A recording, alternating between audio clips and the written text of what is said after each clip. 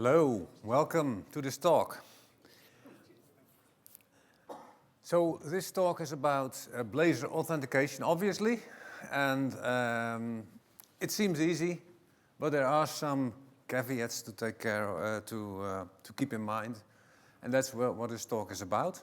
I'm Roland. I'm from the Netherlands, and I'm working for Duende Software. I'm a contractor there. And I'm showing some of their products, but the whole concept, all the concepts are applicable to kind of all authentication solutions out there. So, what I'm expecting of you, this is kind of a more advanced talk, right? So, hopefully you know Blazor and how authentication in general works in ASP.NET Core. And also a bit about OpenID Connect and OAuth. Because I don't have time to explain all of that, but I will give you a refresher. So, first of all, OAuth and OpenID Connect. OAuth itself was just an authorization mechanism to protect APIs, right? And OpenID Connect is a layer on top of that, an add-on or a dialect, you could call it the dialect as well, that supports user interaction, okay? So OAuth itself is not equipped to accommodate users, and OpenID Connect is, with some additions. And it features a UI. So there has to be, during the authentication process, a UI has to be shown, and OpenID Connect facilitates for that. Okay, so how the flow we're using with OpenID Connect is called authorization code. Okay, so there are also other flows, I'm aware of that, but nowadays in OAuth 2.1, authorization code is the flow that you're expected to use when you have interactive applications, meaning applications with users. Okay, so how does that work? Well, first of all, we have a response type of code and a scope of OpenID Connect. We're requesting from the authentication, from the authorization server. Okay, so when everything completes, so when the logging completes, so I omitted that from this slide, but the browser requests something from the client, right? The client detects, oh, wait a minute, this is something that requires authentication, an authorized user. It redirects to the identity provider, login occurs, and then a code comes back to the browser. The code is returned. That's why it's called authorization code flow. The code is sent to the client, and the client exchanges the code for tokens. And the whole reason this exists is that the top request is a back-channel request. That means it is a request the browser doesn't know about. Okay, so everything is a redirect in the whole process, right? The browser is involved in everything except in the step where the actual tokens are transferred. And we want that because we don't want the tokens in the browser, because the browser isn't safe. It cannot keep a secret. Okay? Because it's vulnerable to attacks and all that kind of stuff. So they are kept on the client. That's authorization code flow. Now, that was a little refresher. Now let's dive into Blazor. So in Blazor we have several modes. I call them modes. It's not the official term, I think, but okay. One of them is static. So you're statically rendering components. There's an interactive server mode, interactive WebAssembly, and interactive auto. Basically, they're all interactive except for static. Okay. And interactive means that you want some kind of fluent interactivity with the user, right? It is not static content. The user has to interact, and that interaction has to be like the interaction with a desktop application. So we don't mean with interactivity like pressing a button and submitting a form to the server. It's more fluent than that, right? Like pressing a tab and the UI changes in some way, right, dynamically. All right, first static, how does it work? Well, the server, so we have a server that runs somewhere, and that server holds components. And these components are written in Razor probably. And these components are rendered in HTML. And that HTML is sent to the browser. As easy as that, right? And the browser just renders the HTML because the browser is really good at that, rendering HTML, right? That's basically it. There's no interactivity. That's it. So how do you do authentication in this scenario? Well, just like any other ASP.NET Core application. So if you use MVC or Razor Pages or Blazor in static mode, in pure static mode, then you just use standard ASP.NET Core authentication. Now, what does it look like? Here's a project that uses that. And typically in ASP.NET Core we say add authentication, and we have a cookie container, and we have an OpenID Connect scheme. So these two are schemes.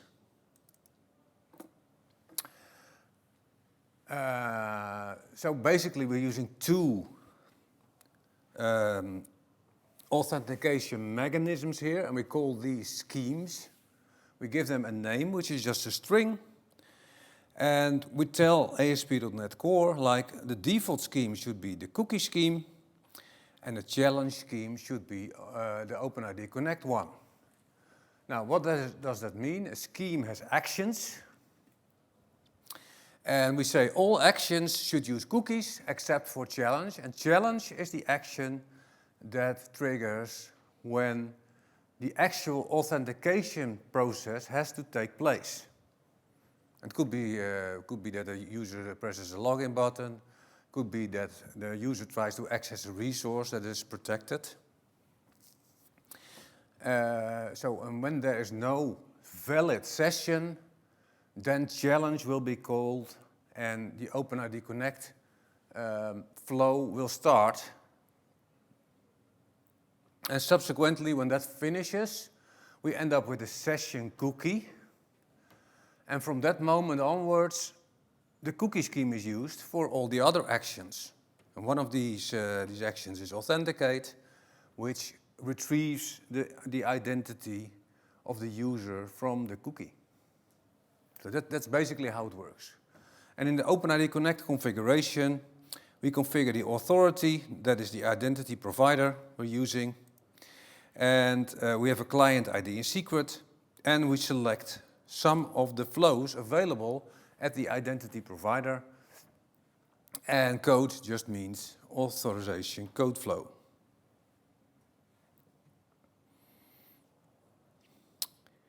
So far, so good? All right. Interactive server is a different story. So in interactive server mode, we have initially the same story as with static, because initially all the components are statically rendered on the server and sent to the browser in HTML. So that's the first step. The second step, however, is that the signal-R connection will be built, which is basically a WebSockets connection between server and client. And all interactivity that takes place will be sent over that bidirectional connection. It's a permanent connection, well, as long as the application lives, of course. And so as soon as the user interacts with some component, then that event is sent to the server processes that event, and the result is also sent back via the same signal-R connection. So the browser can only re-render the parts that have changed. The server sends directions to the browser on how to do that. Change the parts that were changed. So this is how interactive server works. Now, when we focus on authentication, we have a couple of problems here, a couple of challenges, right? So first of all, once a signal or connection has been established, there is no HTTP context anymore because it's a WebSockets connection. So it doesn't work like a request-response mechanism. It's just a permanent connection. So the way Microsoft solved it is that the initial access and refresh tokens are stored in Blazor state. And Blazor state, it can be configured what it means, but by default it is actually saved in the page itself as a tag. So it can be retrieved later. Now what Microsoft forgot, in all its wisdom, is that access tokens have a finite lifetime, right? As well as refresh tokens. So even though they are stored in the context, in the Blazor state, at some point you have to refresh the access token. And probably you get also a new refresh token. So how do you change that when it's just in a page? Well, there's no easy way to do that. So instead, we need some other storage mechanism that manages our tokens. And Microsoft didn't think about that, or I don't know the thinking there, but they don't have a solution for that. But of course, there is another way to do it. So when we look at this project, it's purely a Blazor Server project, you see kind of the same stuff, right? You see the cookies, the OpenID Connect configuration. But when I scroll down, you also see something extra here. Here I'm calling Add OpenID Connect Access Token Management. Now this is not included in ASP.NET Core. It's part of a free and open source NuGet package called the One-Day Access Token Management. And when you do this, there is some extension you can call Add Blazor Server Access Token Management with some store. And that is the store I was talking about. Now this store, there's an example included in this project, but you can write your own. That's the whole idea, right? This is just using an in-memory concurrent dictionary, but you can use any store you want. It's a very simple class. The only thing you have to do is implement this interface here. And then you have a method get token and store token and clear token. That's it.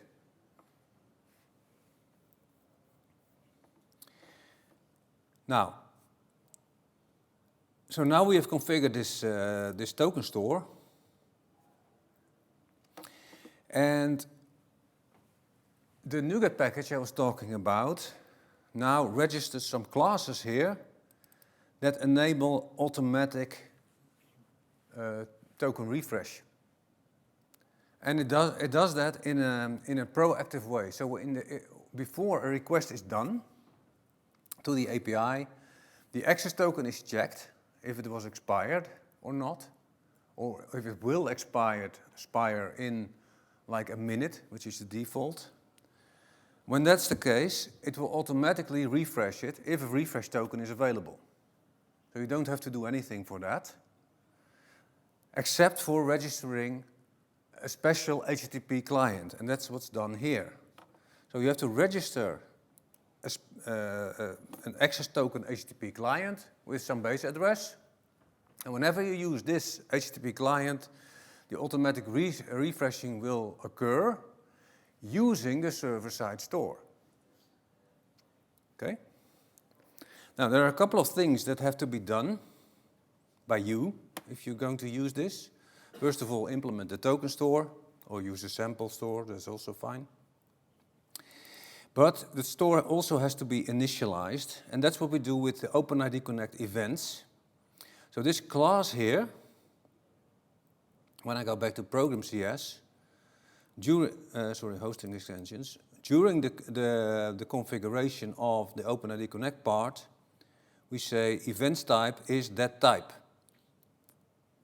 And that's just a class that has event handlers basically for this middleware.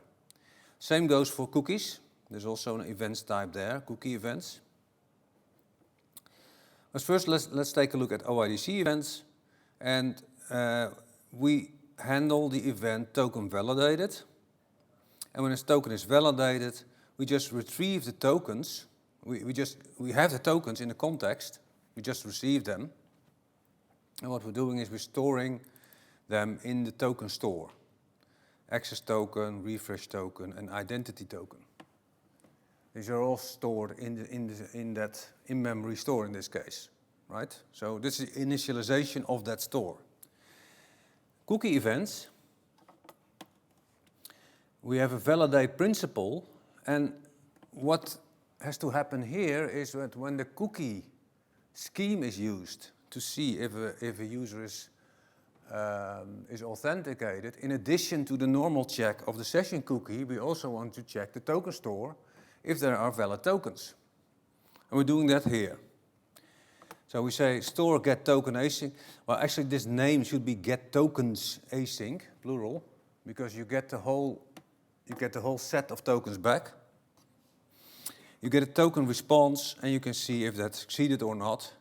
And we're not doing anything with the tokens here, but later on, of course, when you want to access an API, you can just inject the token store and retrieve the token from there.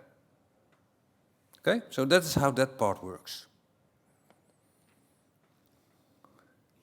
How are we doing? Yeah? Alrighty. Next one. Interactive WebAssembly. That's a whole other story.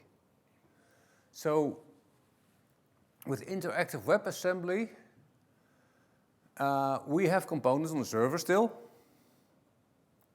And you don't see it, but when you compile a Blazor project with Razor components, these will just result in code, just plain code. And that code can just be put in an assembly. So it's not that the components that are sent to the client are Razor, the Razor isn't sent to the client, right? The Razor is just used for us developers to make it easier to create a page. But as soon as you compile your project, it will just be a class that exists in an assembly. Okay? So, and what's happening now with interactive WebAssembly is that the component assemblies, so the assemblies containing the components, are sent to the browser. But that's weird because browsers don't understand what an assembly is, right? They understand JavaScript and they understand HTML, but assemblies in .NET, no.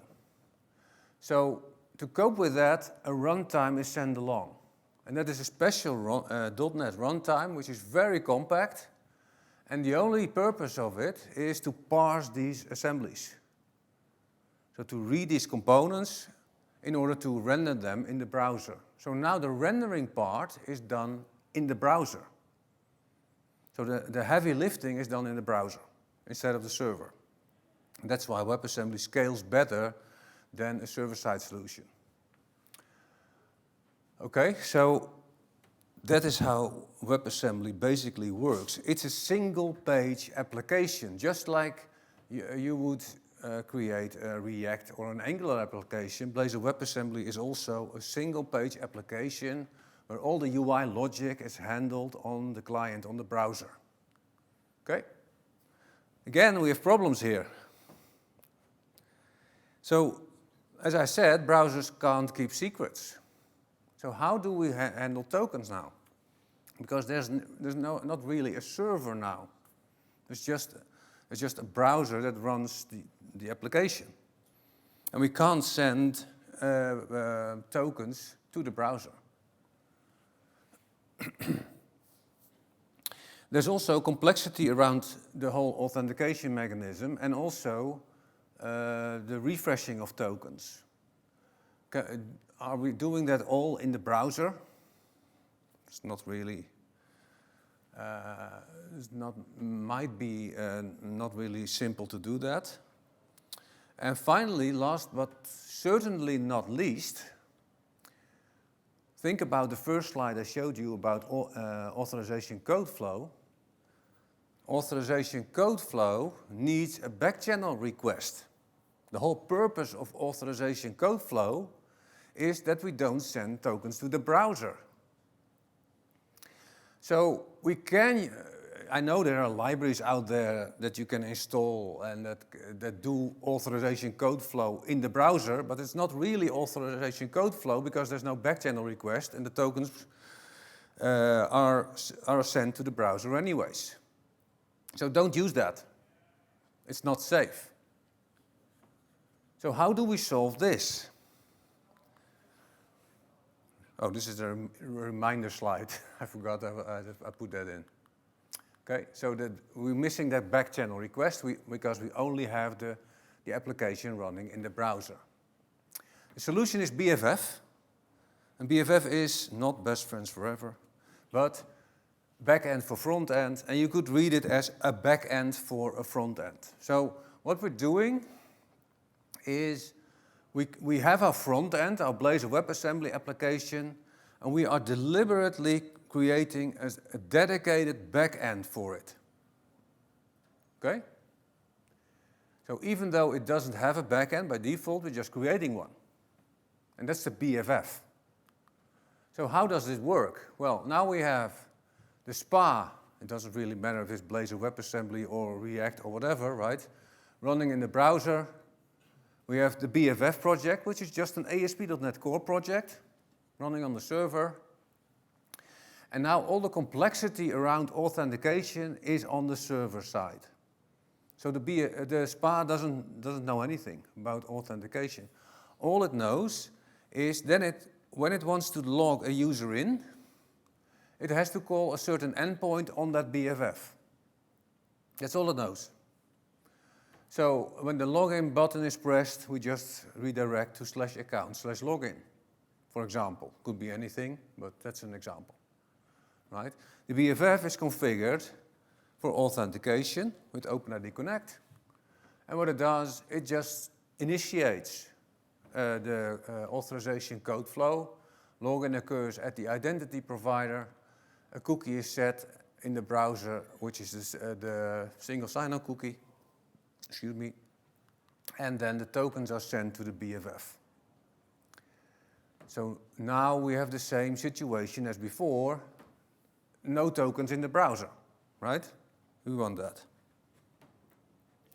But there are still some problems to solve because, yeah, and of course the BFF sets a session cookie as well, right? That's the whole idea of it.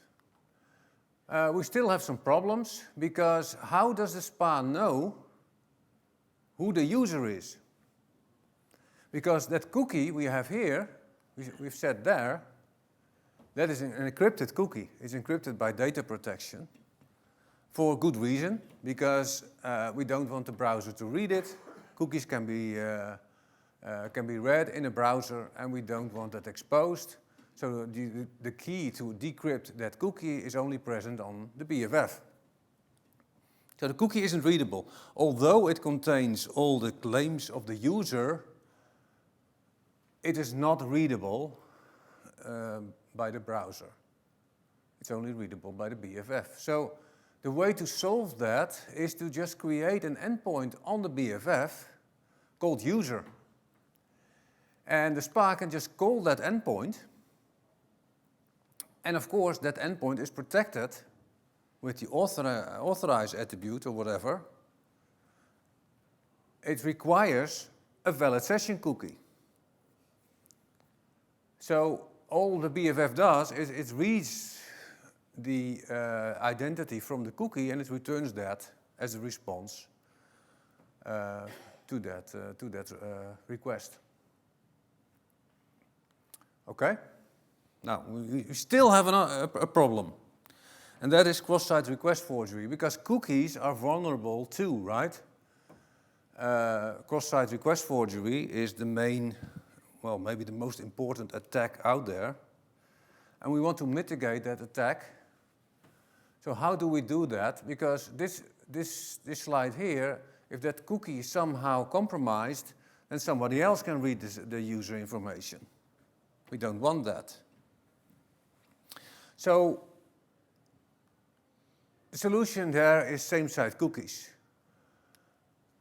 So a cookie, when a cookie is set to same site, it will only be sent to the domain it came from, and that's kind of the default cookie behavior, right? But on top of that, it cannot be sent cross-site. So what does it mean? Well, here we have our BFF situation, right? In purple, light purple and dark purple. This is our BFF with all the stuff. In the browser we have the SPA. And now, for some reason,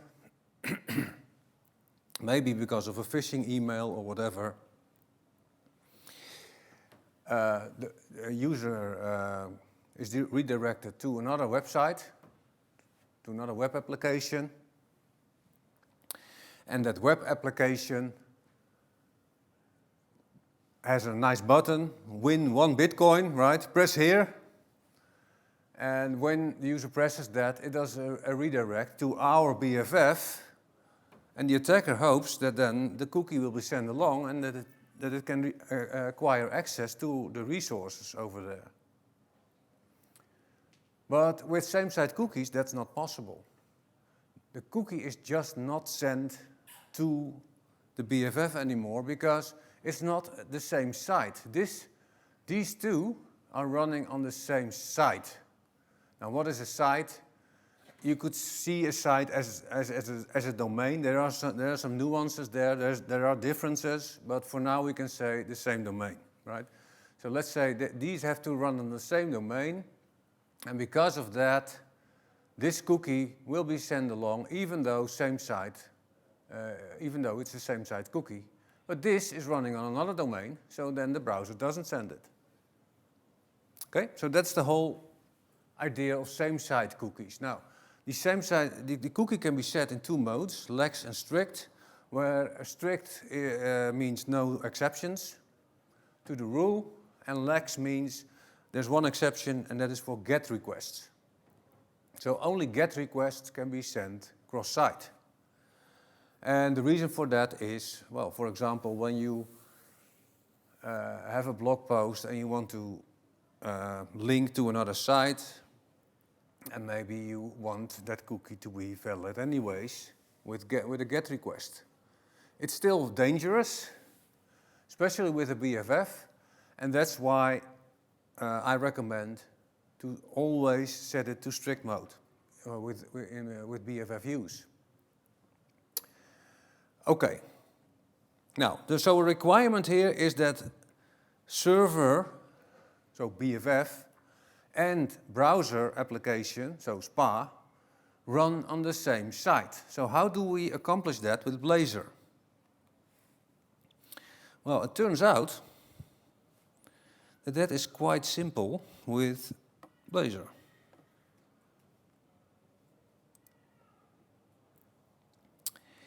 Because what we can do here, so here we have the BFF and the client application. And what we can do is we can create a reference from the BFF to the WebAssembly application. You can see that here, hopefully. Yep. So here we have a reference to that project. And because we have that reference now, we can access all the assets inside Blazor WebAssembly. So when I now go to Program CS in our BFF, you can see all on the top here, you can see that we have a call to map fallback to file. Now, what does it mean? Now, we're mapping all kinds of URLs to certain functions here. We have a map get, we have something else, we have map static assets, etc., etc. And this is basically just the routing, right? So we have a URL and we're routing that to some part of the middleware that is configured here in the ASP.NET Core pipeline. Now, map fallback to file means when none of these middlewares match the URL, just render index.html. Okay? And what is index.html? Well, you can look in this project, but there's nowhere to be found. But in the Blazor WebAssembly, we have an index.html. And we can access that because we have that reference. So in .NET it's really easy to run them both on the same site. So now when I run the BFF, the Blazor application will render.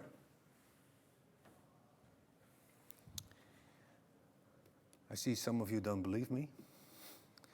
Let me prove it.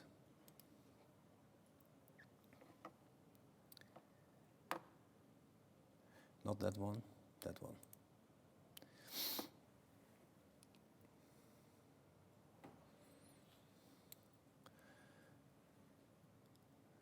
So I ran the BFF and you see the Blazor WebAssembly application here. And I can log in. When I press login, I'm redirected to the identity provider. I can log in. And now I'm logged in.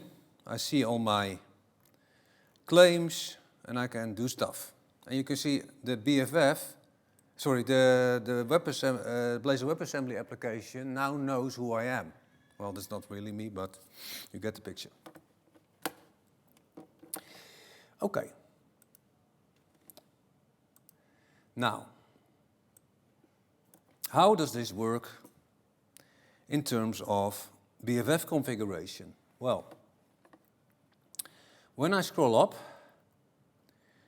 you can immediately see that we have kind of the same configuration as before here, right? We have the OpenID Connect configuration and we have the cookie configuration, just like before, and we're selecting the different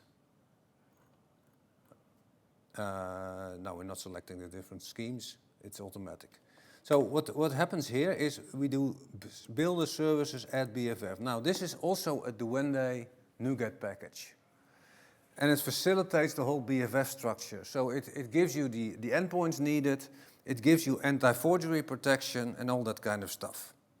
You can also build this yourself, of course. It's not very hard to do because it's just a collection of endpoints.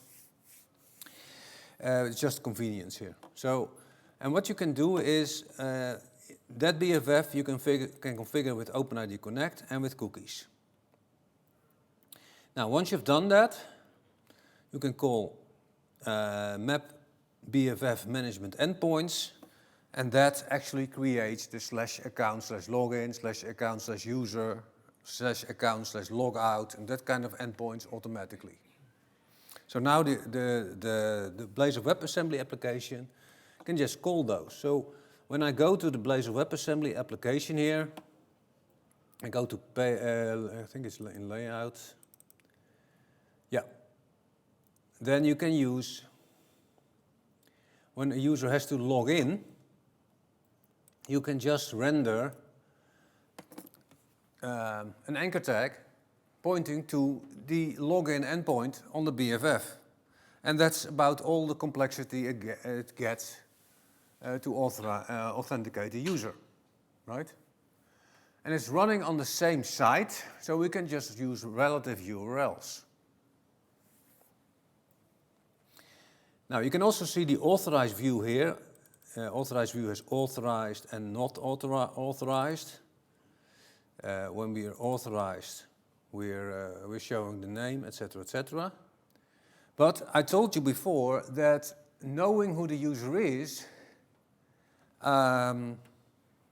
requires an extra step, namely accessing the user endpoint on the BFF.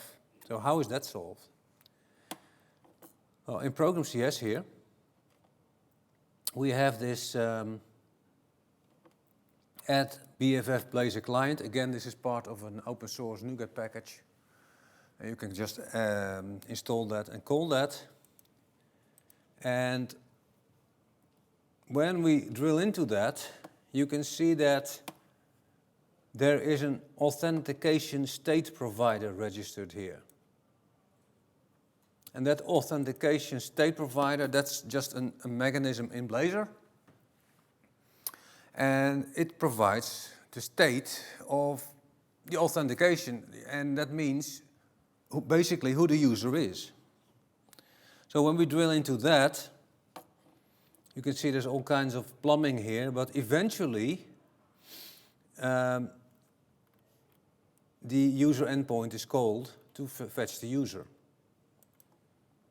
Cannot really find it here, but it's in there somewhere.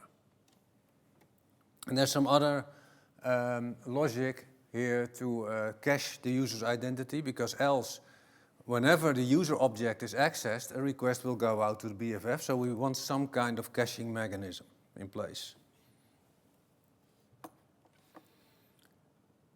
All right. So far so good still? Nice. Next part. Now, we also have interactive auto mode. And the reasoning here is that WebAssembly is great, but it takes some time, right? The runtime has to be downloaded, the assemblies have to be downloaded. It takes a while to get there. And it's particularly the first request, because in subsequent requests, Blazor will cache these assemblies and this runtime, so then it will be really fast. But the first request, it takes a while. So that's why Microsoft came up with the interactive auto mode. And again, when it is initialized, the components are first statically rendered. Then a signal R connection is established, because that is faster than downloading assemblies in a runtime. So we can immediately have interaction using the way Blazor Server does it, right? And then as soon as the assemblies and the runtime are downloaded, we switch to Blazor WebAssembly. That is basically how it works. Now, it's all good and well, and it's nice, but it's kind of an authentication nightmare, if you think about it, right? Because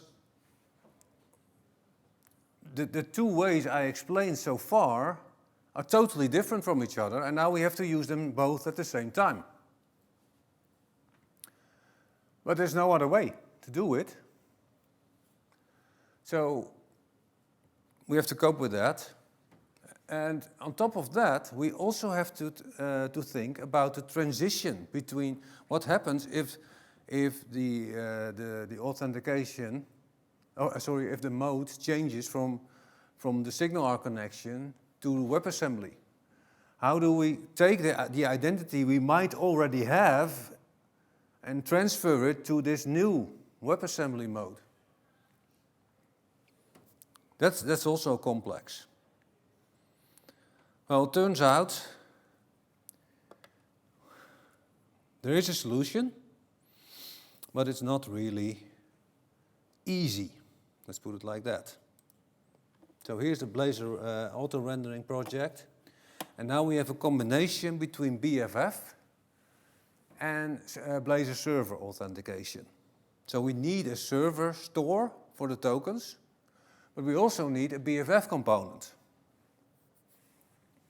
Now, if we take a look at the configuration of the BFF, the server, it's both the BFF and the server, right? So, yeah.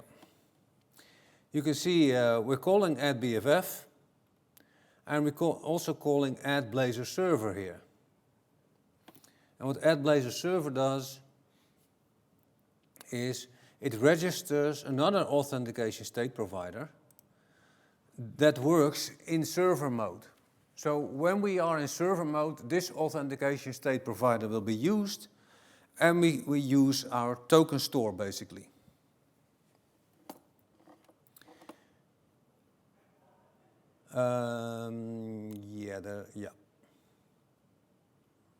Yeah, that's it. All right. But there's also the client project, and the client project is the WebAssembly project. And when we take a look at that, we say add BFF Blazor client, which registers, of course, the BFF client authentication state provider, which we'll call the user endpoint. Okay?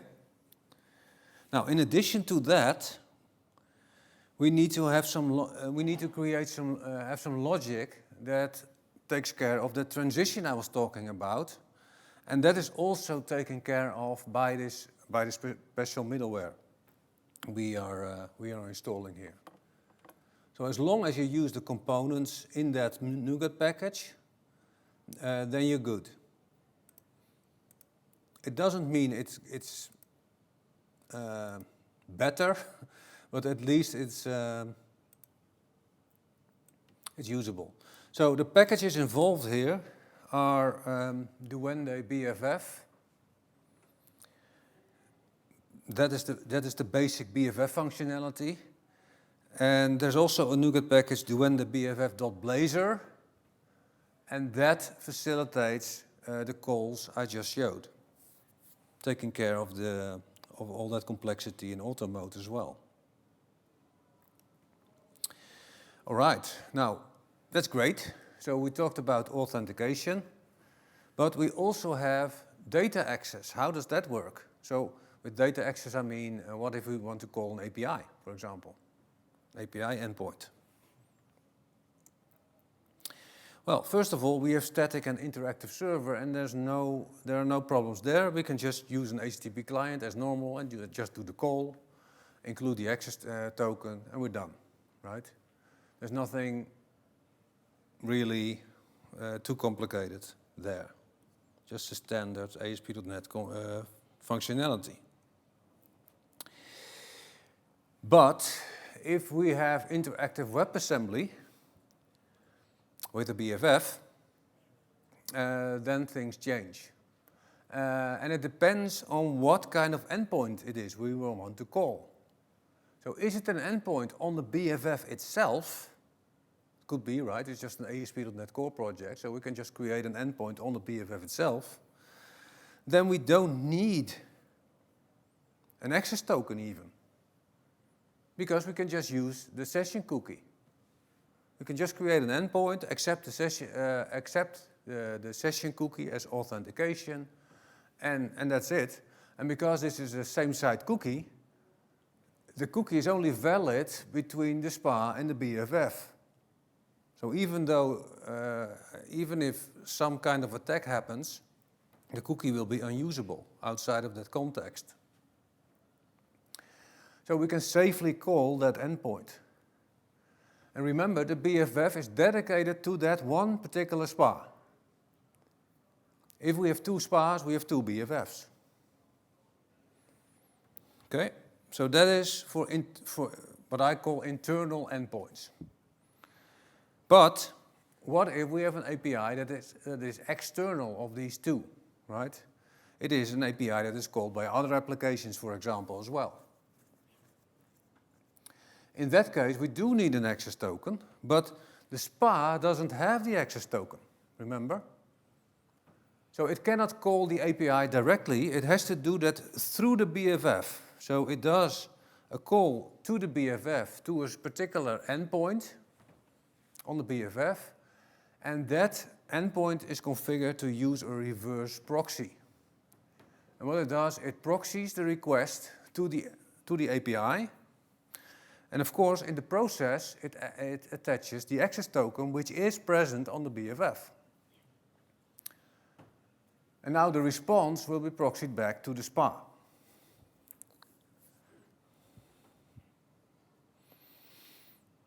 Let me show you. We switch back to the WebAssembly project. And now, when I go to Program CS, you can see that here I have an internal endpoint. Just a simple endpoint. It reads some weather information. And that is it. And it is protected with require authorization. And what that means is, of course, depending on what we configured as schemes. And what we have configured as the Authenticate scheme was the cookie scheme. So this means, in this case, we require a valid session cookie. As BFF API endpoints has some extra, adds some extra cross-site forgery protection to that endpoint as well. So now we can just call that endpoint from the Blazor WebAssembly project as normal. Well, it's really straightforward. I can show it, but it's just an HTTP client that does the request. Where is it?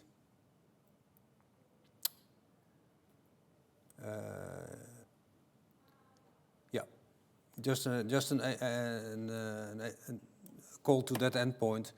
And it's just a request. We don't have to do anything special because the browser will take care of attaching the cookie for us. We don't have to write any code for that. So that's variety number one. And variety number two is the remote BFF endpoint, API endpoint. And that is what we're doing here. And we're using a library called YARP here. And this is just a convenience extension method to configure that. YARP is yet another reverse proxy. And what we're basically saying here is that this is the BFF, right? So remember, this is the BFF. So this means whenever you receive a call that uses this URL, then do not process this yourself, but use a proxy to this particular API.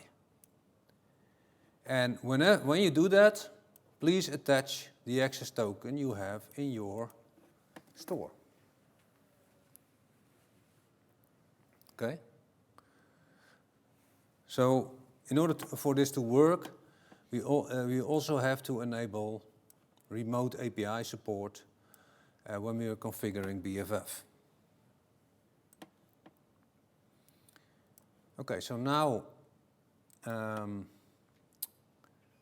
when I run this again,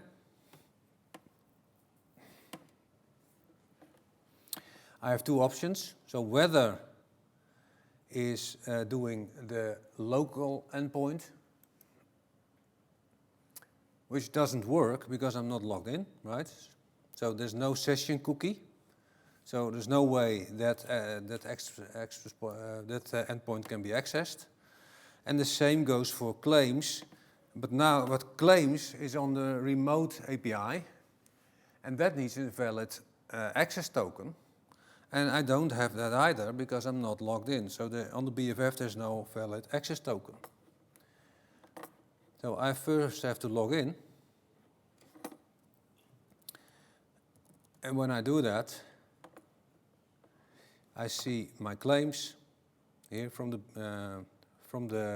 that are coming from the remote API, and from the internal API we see the weather coming back.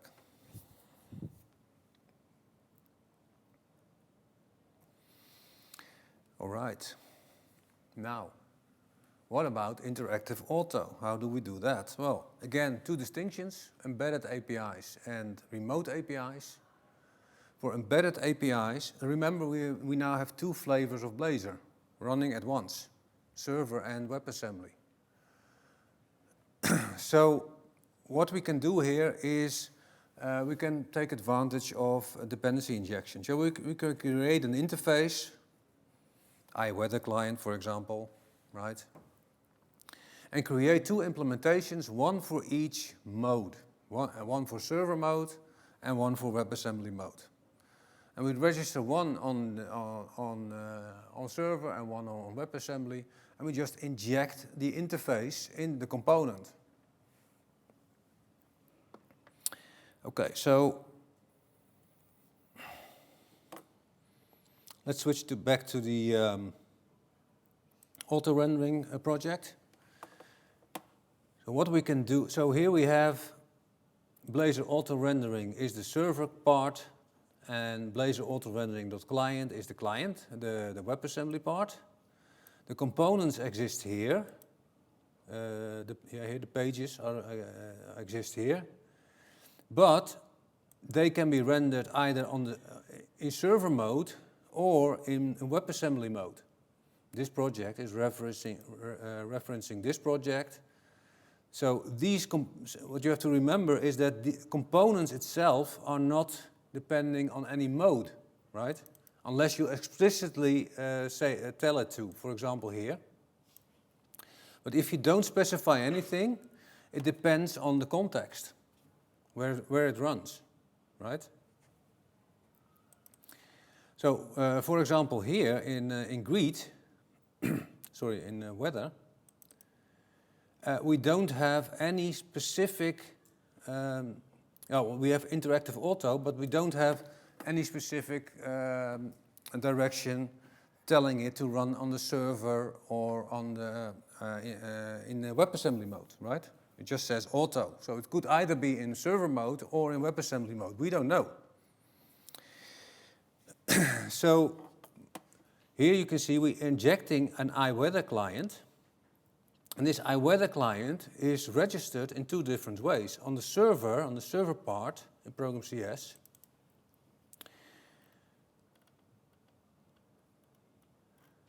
where is it? The iWeather clients. There it is. So here on the server part, we're registering the server weather client, and in the WebAssembly project, we're registering the weather client, well, weather client, which has a different implementation. So now the same component uses two different ways of getting the weather, depending on the mode it is running in.